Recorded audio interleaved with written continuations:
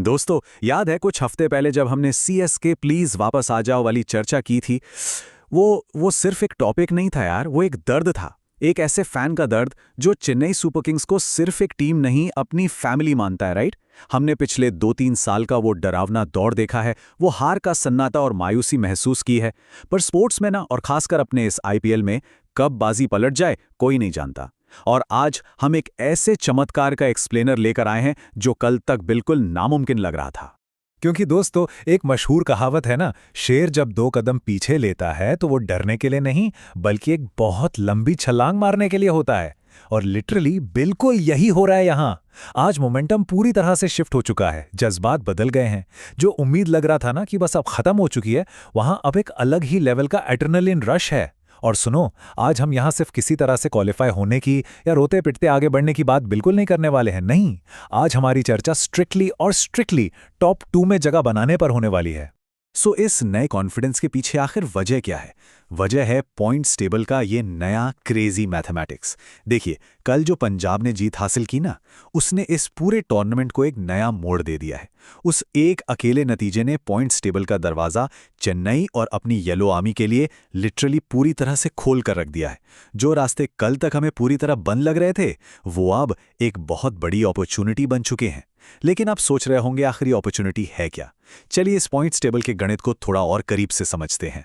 Okay, चलिए सीधे इसमें डाइव करते हैं। अगर आप टॉप कॉम्पिटिटर्स को देखेंगे ना, तो वहां एक जबरदस्त ट्रैफिक जैम लगा हुआ है।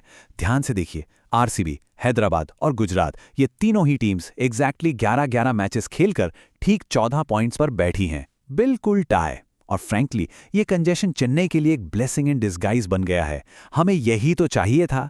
जब ऊपर की टीम्स आपस में पॉइंट शेयर करती हैं या एक दूसरे को टक्कर देती हैं, तो नीचे से आने वाली टीम के लिए आगे बढ़ने का रास्ता ऑटोमैटिकली क्लियर हो जाता है। और बस यहीं से एंट्री होती है एक मैजिक नंबर की, नंबर 18। अब आप कहोगे कि ये नंबर इतना खास क्यों है? चेन्नई के पास अभी ठीक 3 मैचेस बचे हुए हैं।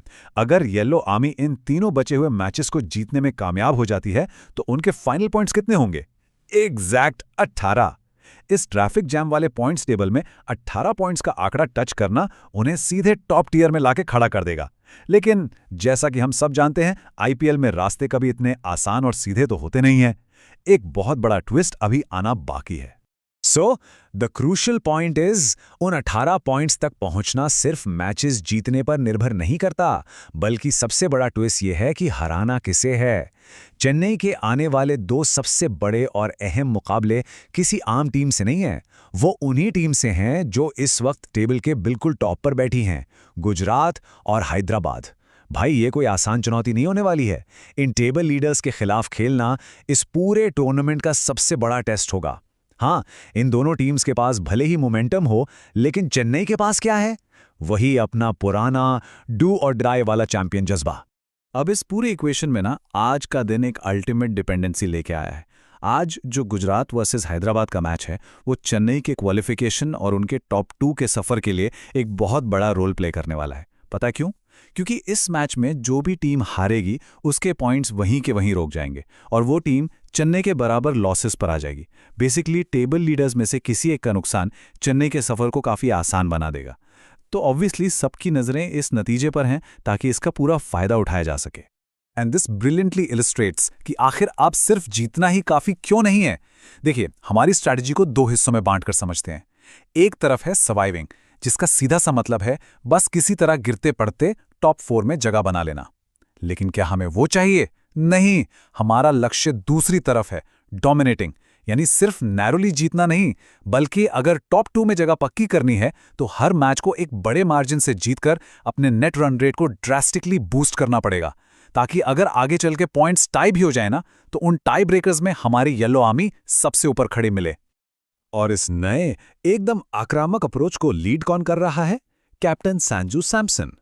इनके नेतृत्व में अब इस प्लेइंग 11 को सिर्फ अच्छा खेलने वाले माइंडसेट से बाहर आना ही होगा।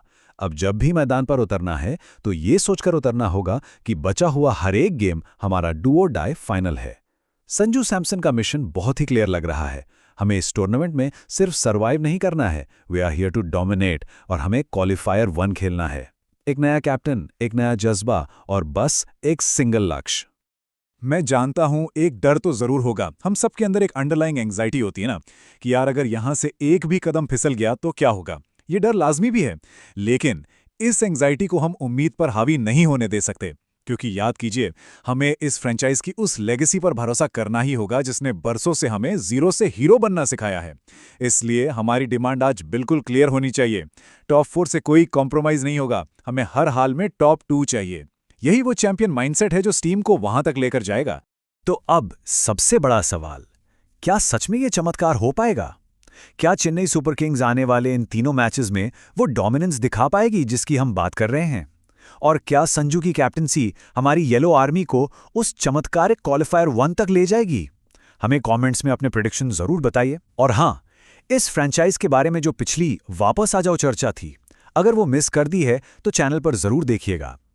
आगे आने वाले इस थ्रिलिंग सफर की सभी अपडेट्स के लिए एआई क्रिकेटर के साथ जुड़े रहिए, क्योंकि दोस्तों, सच कहूं तो आईपीएल 2026 का असली थ्रिलर तो अब शुरू हुआ है।